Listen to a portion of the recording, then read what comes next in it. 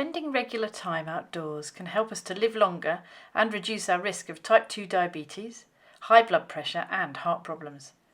It's also proven to help us feel happier and less stressed and make better decisions. What's your favourite natural environment?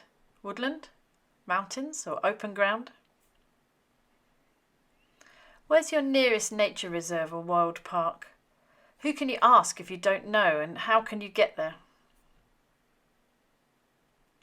If you live in a town or city, where can you go to see greenery? Do you go to your local park?